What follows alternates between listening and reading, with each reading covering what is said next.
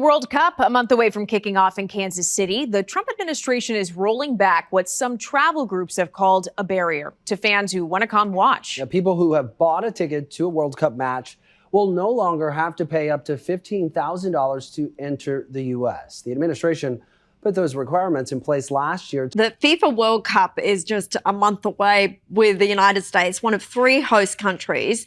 The Trump administration has announced it will exempt football fans from 50 countries who were subject to a $20,000 visa deposit requirement, providing they have valid match tickets. The measure was brought in to reduce visa overstays. Naomi, these $20,000 bonds were only brought in last year, but the White House is obviously keen to make it as easy as possible for fans to attend. It's evident the president's getting desperate because he's scared the World Cup in the United States will not live up to the hype, as his recent decisions show.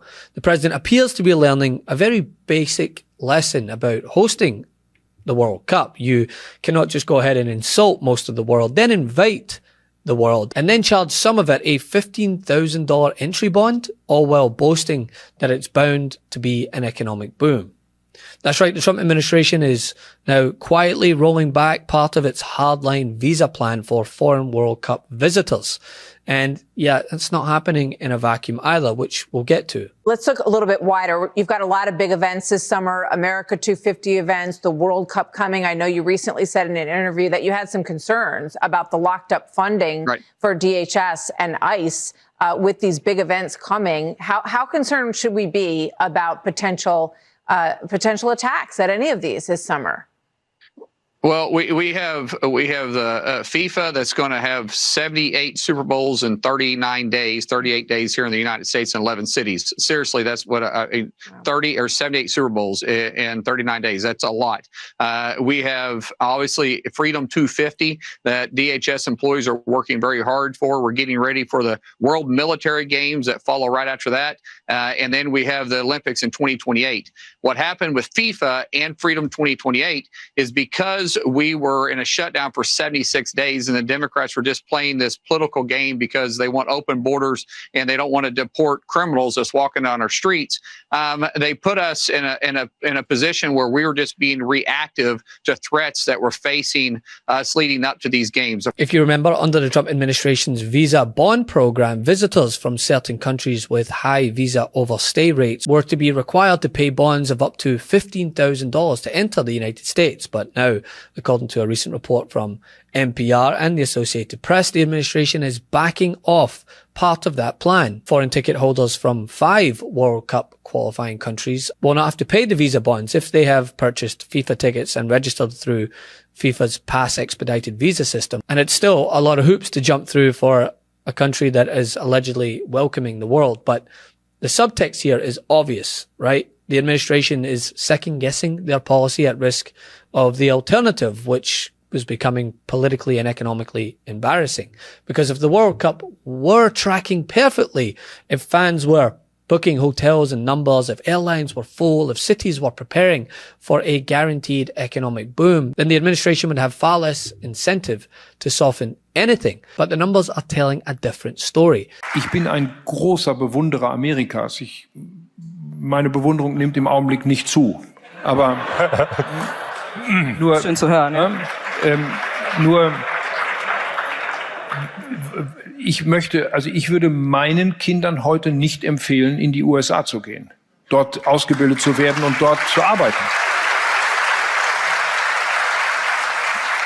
Einfach weil sich dort plötzlich ein gesellschaftliches Klima entwickelt hat.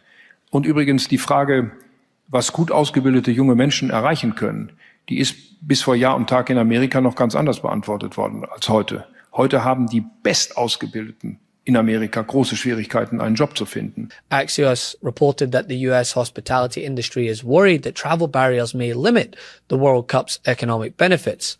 The American Hotel and Lodging Association found that 65% to 70% of hotel owners in host cities believe that visa policies and geopolitical tensions are significantly damping international demand. Forbes reported that US hotels are calling the World Cup a, quote, non-event so far.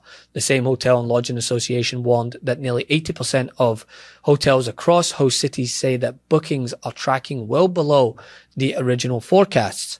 And then if you look at the New York Post, they reported a similar picture. Yes, the Rupert Murdoch-owned New York Post. They're the ones saying that foreign soccer fans are skipping the US, threatening what was supposed to be a $30 billion economic boost. According to them, 80% of hotel operators in 9 of the 11 US host cities say that reservations are lagging, with some cities seeing cancellations as high as 95% after FIFA released about 70% of its reserved hotel room blocks. Because listen, hotels do not panic before the World Cup because everything is going beautifully, right? I think that some of the relationships that they've had with traditional allies has been strained because of the way that the Trump administration has different priorities to the past. And I think this is a really good olive branch to make sure that this event is a success. But it's a really interesting kind of combination of how politics and sport have combined. We're also going to see that when the US hosts the Olympics in 2028 because of the way that they've handled or they've cracked down on sort of transgender athletes. So I think this is a really interesting sort of confluence event. I am very concerned that because of statements made by the president and actions taken by the Trump administration, that we're going to be discouraging soccer fans from coming to games here and that our communities will lose the economic benefits of that game or that they will be diminished. The report that was released in March of 2025 projected that international tourism in the United States would increase 6.5% in 2025 and another 10% in 2026. And that did not happen in 2025, did it? Correct. Okay. In fact, I have a chart here that we asked the Congressional Research Service to put together based on the Department of Commerce numbers. In other words, we took your numbers, and this is the chart. You all projected 6% increase. You can see a steady decline. I mean, not even close to 6%, negative. But the visa bond problem is only one part of the perception crisis that Donald Trump has created. More than 120 civil society groups, including the ACLU, issued a travel advisory warning visitors about the human rights situation in the United States ahead of the World Cup. The advisory cited risks including ICE abuses, suppression of speech, and dangers facing people in host cities. Amnesty USA put it even more directly, warning that fans, players, journalists, and even other visitors could face serious rights violations as the Trump administration doubles down on what the groups have called a draconian immigration and anti-human rights agenda. Yeah, they're not exactly softening their words either, all of which contributes to the reasons that fans are hesitating. It's not a mystery by any means. Donald Trump's policies have helped create the conditions that are now scaring off the visitors needed to make the event a success that he has touted it will be. Hardline visa rules, immigration crackdowns, human rights warnings, and geopolitical tension have all contributed to this. What are the specific actions you would want FIFA or host cities to take to protect the safety of immigrant communities and traveling fans? These are real risks, and they are real risks that FIFA has failed to mitigate in the past, even though they knew about the risk. FIFA and the United States authorities must ensure that the World Cup does not become a pretext for stifling dissent or expanding mass surveillance. Every player, fan, journalist, and resident has the right to participate and protest without fear of sanction, arbitrary detention, or any sort of discriminatory treatment, and in this case also of deportation. Working people care that FIFA will uphold strong worker rights protections. We want the games to be successful in the United States. The Trump administration actions threaten our neighbors and tourists alike, and FIFA has unique leverage to push for change, not to whitewash and capitulate. This is why more than 90 civil society organizations, including labor groups, as Jennifer mentioned, including the ACLU, Amnesty International, Human Rights Watch, and NAACP, have already sent a letter urging FIFA to act. But sadly, we have not yet to see meaningful assurances. On the contrary, we are only seeing further escalation from the administration with deployment of the National Guard, especially in host cities like LA and Chicago.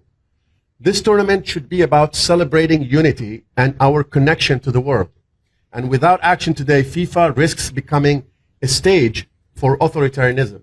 As you may know, asylum seekers, once you arrive in the United States, you have a right to seek asylum. You have a right to go before the judge and make a case.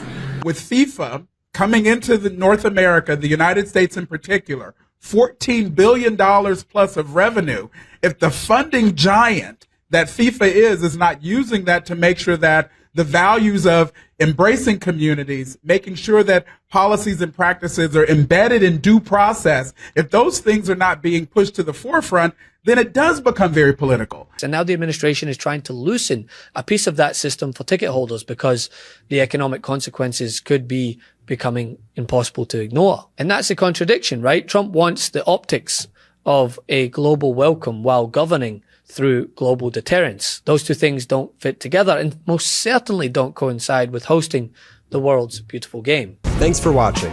Be sure to add the MeidasTouch podcast on Apple Podcasts, Spotify, or wherever you get your podcasts for new updates every single day.